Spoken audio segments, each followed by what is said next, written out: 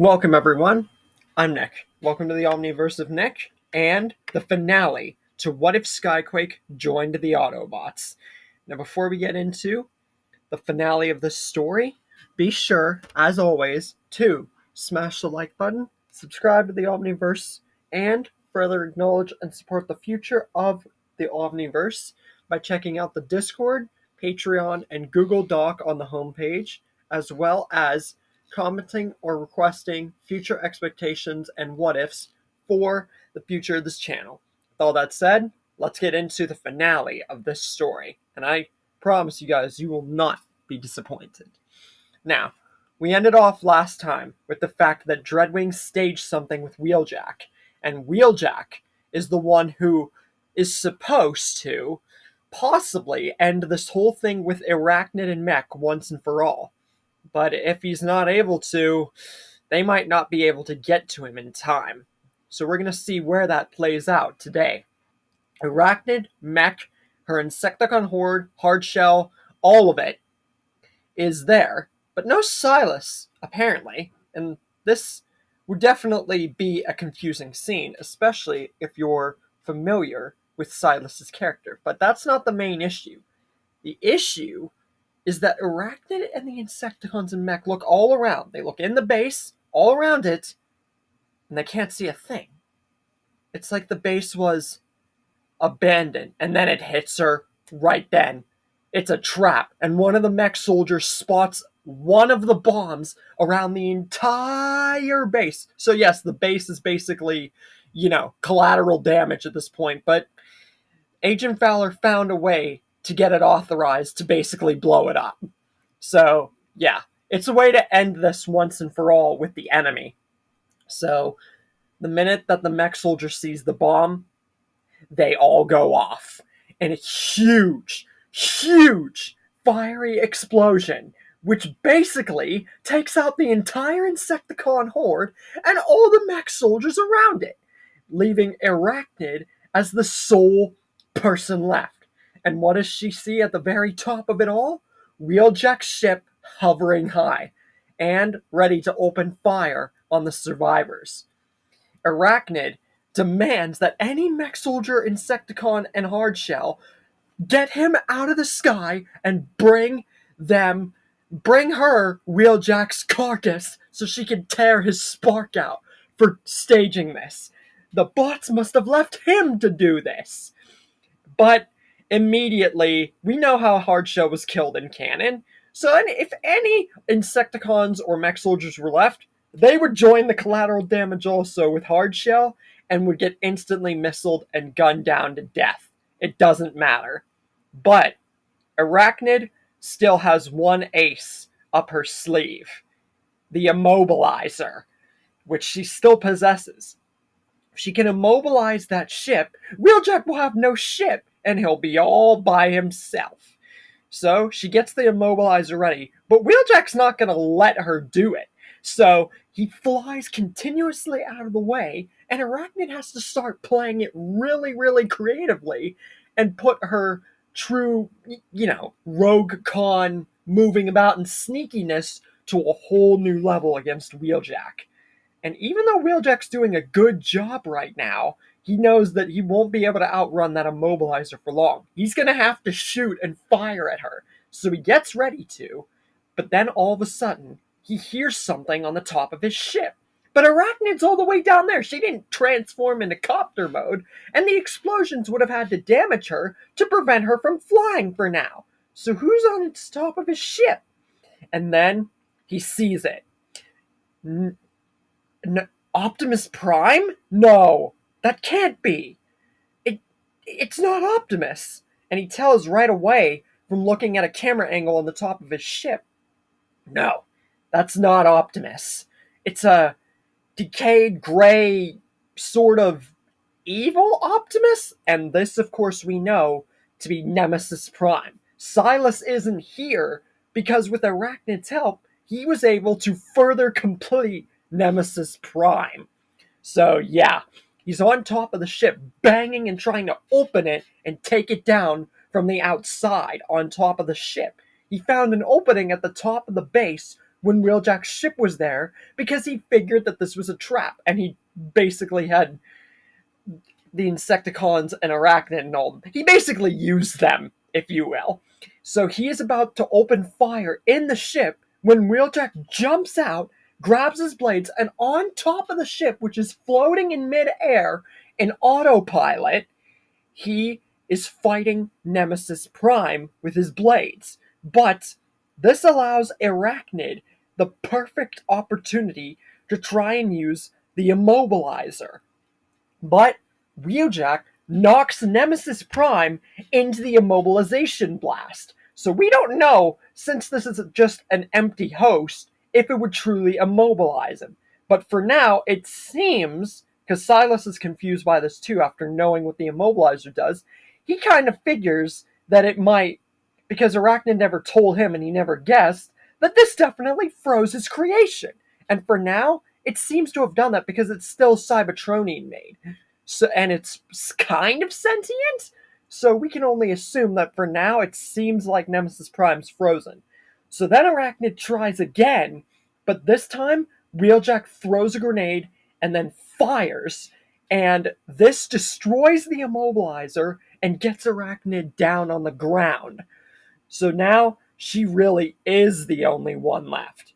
And this would begin a fight that we never saw, which would be awesome to see. Wheeljack versus Arachnid. The final battle to decide all battles. And even though Arachnid's weak, she is not going to give up to an Autobot. She's killed weaker and stronger bots. And she plans to get revenge on the other Autobots. Skyquake, RC, all of them. But Wheeljack especially for killing her army and getting rid of her partner, quote unquote. So the fight begins.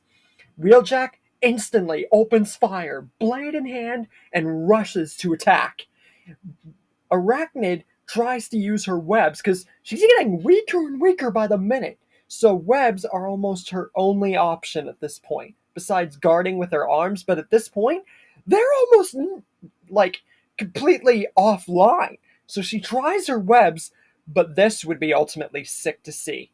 Wheeljack throws his blades into the palm of Arachnid's hands. So like that's how she shoots and shoots her webs and everything.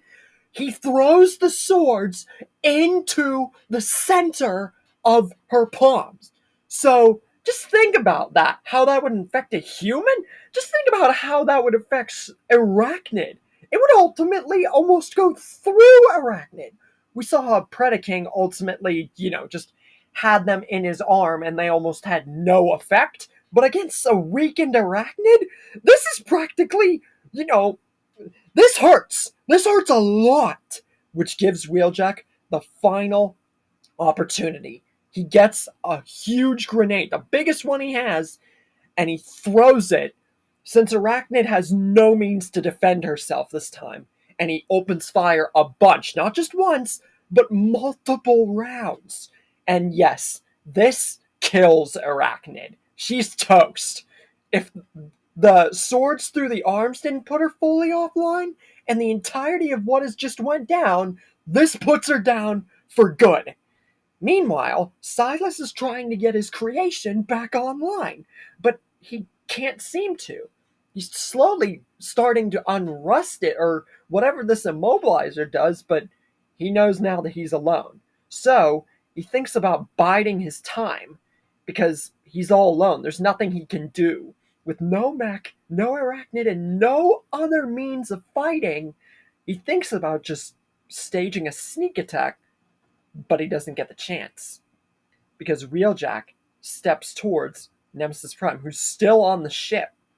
So he gets on his own ship, where Nemesis Prime seemingly is still immobilized. And he says he knew the whole ruse the whole time. He knows that the petty little human named Silas is controlling this from another place a long, far away. But it won't matter, because he's not safe there either, as he will soon find out. He gets his blades and slices Nemesis Prime directly in half. And we can definitely think that this would work, even if it took a few strikes. And Silas, after this, he doesn't know what to do. But again, he doesn't get the chance to find out because his base, where he was solely at alone now, is attacked. And Agent Fowler gets the ultimate triumph over him. Call it a kind of justice about whenever they fought in the episode where Nemesis Prime debuted. Even if he was out of shape. Call this a little bit of payback towards that episode. The bots stormed the base, but Agent Fowler got the ultimate hand up. And he smiles at Silas, saying that you didn't really think you were safe here while everybody else was out fighting, did you? No. You're going away for a long time, Silas. So yeah, Silas is getting basically sent to jail. So now what? What's going to happen to the story? There's almost no villains left. Nothing. So now what happens? Well, for now, the story goes as you would expect, because many of the episodes did not feature the cons in a main, very big sort of way. So, Fowler and all of Team Prime is there to talk to General Bryce and all of them in that episode, except it goes a lot differently. And then we get to the episode where Armada, where the Starscream clones and Arachnid's army would take into effect. And we already know how that turned out with Arachnid. It didn't turn out very well. So we have very little to talk about. Actually, nothing. And as for the Starscream clones, as I've already stated, the clones were used to revitalize and unimmobilize Skyquake. So the Starscream clones are replaced by Skyquake, and those clones are still around. And Dreadwing and Skyquake are still the ones with the Harbinger and, that whole thing. And the episode Flying Mind, where the ship is, controlled and everything, that doesn't happen because the ship is long gone by this point. And any con is dead too. So there's no point in bringing that episode into effect. Then we get to the episode with the phase shifter. The bots get that easily. And as for the Apex armor, Optimus and Dreadwing are featured, except their team is Skyquake, and they never fight, because obviously Dreadwing's part of the team. So they get the Apex armor. Then the Skyquake clones get the Toxin. And I think this would be a cakewalk, because before, yes, one Insecticon or Bulkhead alone would be hard to carry the Toxin. But number one, the Skyquake clones can fly. Number two, there's no cons or Insecticons, so they could just bridge out of there the minute they grab the Toxin. So there's nothing to worry about. Not even a single clone dies. Then the Star Saber. And Optimus goes and gets that absolutely no problem. It does take a minute to find it, but he gets it. And then he has the message from Alpha Trion about the Omega Lock and the Omega Keys, which Optimus says they finally found a way to restore Cybertron and get off Earth. It's taken them a very long time. With many of the Decepticons dead, Arachnid was basically the only threat, and Mech. Dreadwing just a teensy little bit.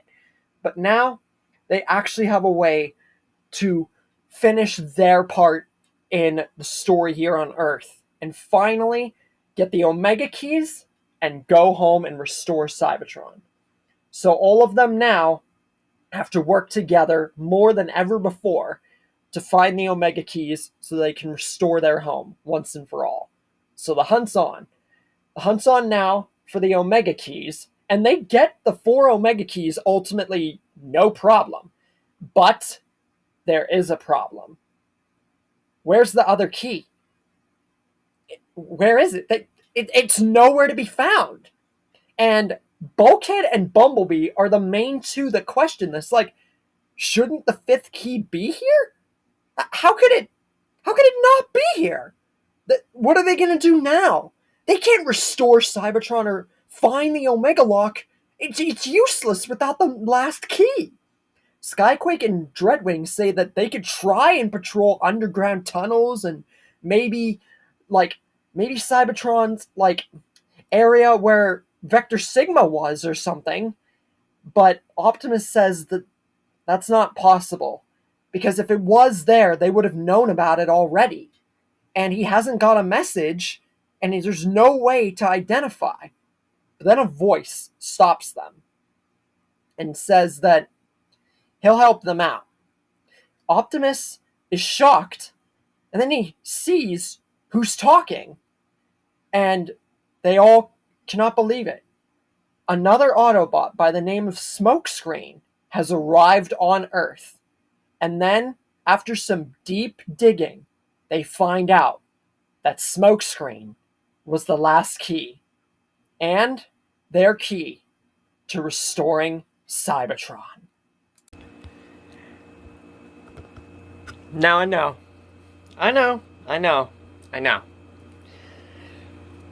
You guys are going to probably be asking yourselves, what the frick just happened? He just stopped it right whenever Smokescreen came in. You didn't get to bring back Shockwave and the Predacons, or even think about Unicron's energy form, or anything like that. What would be the point in even making the story then? Well, I'm going to explain. And I'm also going to go through several things about the rundown of the series. This is a new part that I'm going to be adding into these videos, about explaining more in explicit detail as to why I leave certain stuff out, so you guys get a better grasp on what the summary for the story is, and why I cut it short in some areas. So first off, why didn't I touch upon Shockwave and the Predacons or Unicron? There's a reason for that. Because Smokescreen being the final key would pretty much mean that they would get the Omega Lock open without a hitch. So Cybertron would be restored. There's no other fight to be had. No fight over the lock, no cyberforming of Earth, nothing. It's even easier than the Cliff story. And as for Shockwave and the Predacons, you have 5 Skyquake clones, Dreadwing, all of Team Prime. Shockwave wouldn't even get the chance to have Predaking unleashed yet. And even if he did, he would not even be anywhere near the threat to combat Team Prime. Even more so than my Cliffjumper story. So, that's not anything useful. Why didn't I bring back Unicron for his energy form, aroused from slumber, awakening of Primus? There's a reason for that. TF did something way different. Because Starscream in that story of his, check out his Nemesis Prime story, you'll understand. TF Freak Studios and Stories if you want the actual description. He made it so that Starscream, instead of Megatron, got the Dark Energon and Unicron's energy form, making him the vessel. But the reason that I did not include anybody getting resurrected, Unicron would have nobody, first of all, so his energy form would pretty much just be restless on Earth. To say that that would result in something would be stupid, because his energy form got locked up in the Allspark anyway. So, what does this mean? It means that without anybody to possess, look, think about it this way. When I killed off the Cons back in part 2, Megatron was already dead. He didn't have the Dark Energon in him, there was no cortical psychic patch, and the Scraplets devoured the whole freaking ship and all the crew, aside from Starscream, Makeshift, and Soundwave. So, Megatron and his remains, along with the entire ship, would crash down at any part of the Earth, get devoured by the Scraplets left, and be left in rubble amongst tons and tons and tons and tons of rubble. And the Scraplets would devour his lifeless husk. So, the only person that had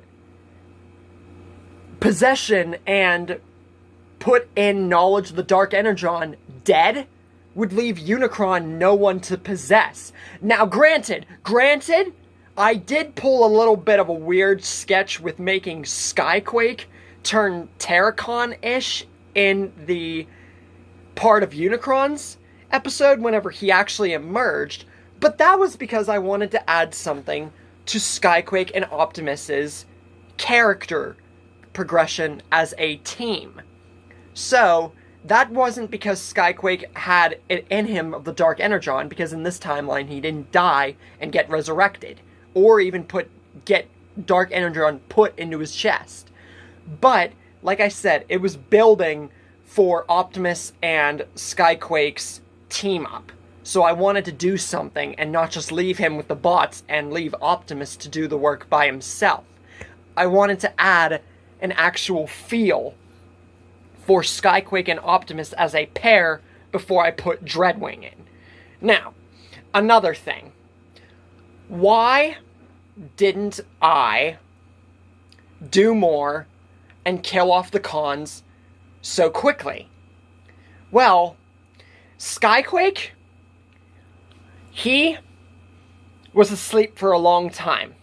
So, we can only speculate that that would be more than sensible enough to infer that he knew about the Scraplets, which means he would also probably have heard about Vector Sigma, and that the summary here, putting Skyquake on the team of the Autobots would be disastrous.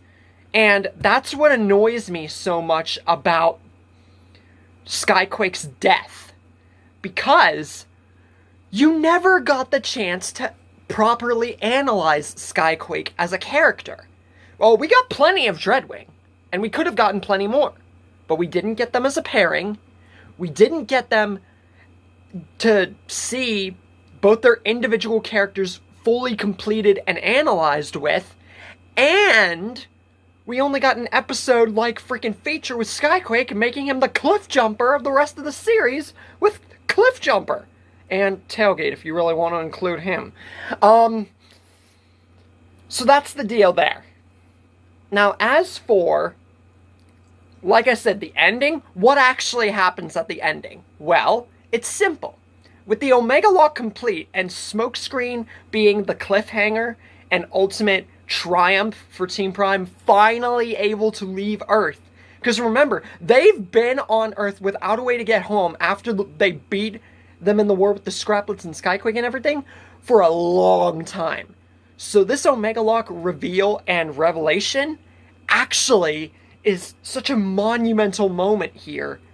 Not only just in Prime, but in the story as a whole. So, what does this mean? With no Shockwave, no Predacons, no Megacron, Unitron, whatever the frick you want to call them, no Resurrections, none of that. Means that the Allspark remains, Optimus never turns super, and pretty much Skyquake, Dreadwing, all the clones would mean a much more revitalized Cybertron, and honestly a much happier ending for some reason than my Cliff Jumper story. And I actually, I feel I delved deeper into that than the Skyquake one. Trust me, I wanted to do more than I did, but I feel with how Skyquake's character was never in-depth realized for full potential and offers that he could have done, that what I did, what I came up with, the add-on of a freaking melee weapon, and the fact that I actually found many moments and used the immobilizer and him crashing down and the clones and everything to revitalize Skyquake was probably one of the highlights of the series. And I hope you guys enjoyed the Wheeljack versus Arachnid and Skyquake interactions, because those are interactions we never got to freaking see! Granted, we never got anything with Cliff either, but that's the beauty of What Ifs. I hope that, even if it feels like I dumbed it down a lot, especially here at the end, like the Cliff one, I hope that you guys enjoyed this, and I feel like Smokescreen being the final key and it leaving with that massive cliffhanger would be a perfect way to cap off this iteration of the Transformers Prime story. And honestly, I can't think of a better way to freaking end this. I could pull a complete 180 and say maybe some form of Megatron's body survived and Unicron uses that to, like, make new parts and it'd be like a freaking purple Dark Energon, like, half-limbed Megatron. But the amount of work and effort I would have to take to make that sensible would be way too much of a drag and honestly kill the remainder of the story. And to say that something else would happen, granted, with the cons dead at the start, let me just say this. The reason Smokescreen showed up late, I'm gonna say this also, is because it's way too freaking easy for the bots at that point. Besides Unicron's emergence and Arachnid and Mech's small team-up, and, oh, by the way, Silas and Mech getting arrested, it's actually a funny little tidbit that I think was nice to add. It just means that the bots are, like, way too overpowered. Oh, one more thing. I know you guys are probably wondering. One more question. Why didn't you kill off Optimus and just make someone else a Prime? Skyquake, for God's sake! You gave him Key Vector Sigma and a new Autobot insignia. By the way, I forgot to add that to Dreadwing, just so you guys know. But you guys get the gist of it. It would also take him longer to get used to Autobots and stuff, even if his twin was involved. There's a reason why I didn't kill off Optimus. I almost killed him off twice in this story. Number one, I almost killed him off with the plague, because with no cure, you would think that Optimus would have died. But there's two reasons why I didn't kill him off there. Number one, because the group would have been way too much astronomically overpowered. Granted, the Forge of Solus Prime, by the way, forgot to actually fully mention that also. The Forge and everything was collected along with the keys. With no Forge, a new Prime would have been selected, but that doesn't mean that whoever I would have picked, it would have still made the group way too overpowered. And that Matrix would have been passed on, and it would just been a small side adventure and wouldn't have differed too much from the plot. It just wouldn't have focused on Optimus. Rather, someone like B or Skyquake or RC. Since the main focus was Skyquake, Prime was the main factor to keep alive, and the fact that Skyquake very well, like with Vector Sigma and the Scraplets, he could have known a small teensy little bit about the cure, which would have given the Autobots enough leeway to make the cure fully work. Now that was a little bit of an add-on, but would you rather an add-on or me literally make the group so overpowered that the end of the story right now would have made even less sense? And for those of you who think it doesn't make sense or think that I kind of rushed it, it would have been even worse if I did that. But that's just for those of you who think that.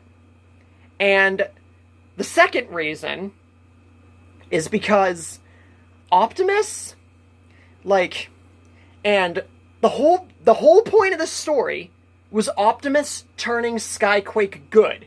So to kill him off, yes, that would be a nice message, and Skyquake to fully redeem himself, but it would have also cut down from the main fact that he brought him in and made him a full Autobot in the first place. So it would have literally killed that. And there was a second time that I was going to kill Optimus, when Unicron was about to step on him. Because remember, he was going to die in canon, but Megatron saved him. But since Skyquake was there, that's where I added the melee weapon feature, which was not my own axe. It was an axe that I found off the internet from another Cybertronian axe. It was the perfect way to introduce that, so that way I was giving Skyquake another legs up, because I gave him plenty of those, and a way to ensure that the message and meaning of Skyquake and Prime, kind of just as much as Skyquake and Dreadwing, was input enough to keep you guys in and get you to understand what the message was, you know? So overall, I hope that the ending here didn't make you guys think less of the story. And let me know in the comments. The Tailgate one obviously doesn't count because that's an opening for what if Tailgate survived instead of Shockwave, which more of you are going to understand when I finally do it, because some of you have disagreed with it. Point is, let me know in the comments, did you prefer the Skyquake or the Cliffjumper story, or do you like this one better? These are the main two, since they're the main two on the channel besides the opening. Again, that Tailgate one doesn't count. That's an analysis, not a story. So tell me in the comments, which one of the two did you like best? Now, the next few stories, the John and the MCU, the King getting lost, and John F. Kennedy, are all going to be one-parters. All the stories up to What If Merle Spared Gargiulo, look at the two lists if you guys don't remember, are going to be one-parters. Up to the What If Merle Spared Gargiulo, I'm going to be working on that after the 3, obviously. And then the What If Frieza Turned Good is already done. And then, I'm spoiling this right now, the next third part to the McQueen Walking Dead verse, after the Frieza Turned Good is all good and done, that's going to be the cap off for me being 5-6 stories ahead, finally, after all this time, and the third part to the McQueen Walking Dead verse. So, I hope you guys enjoyed this story. Let me know again which iteration of the Transformers Prime stories, Skyquake or Cliff, you guys like the most. And I do have much other stuff planned for Skyquake, Dreadwing, and others.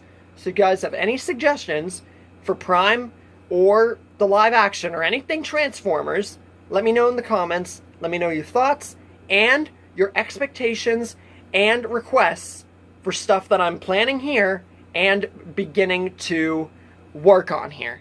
So, with all that said, I'll see you guys later.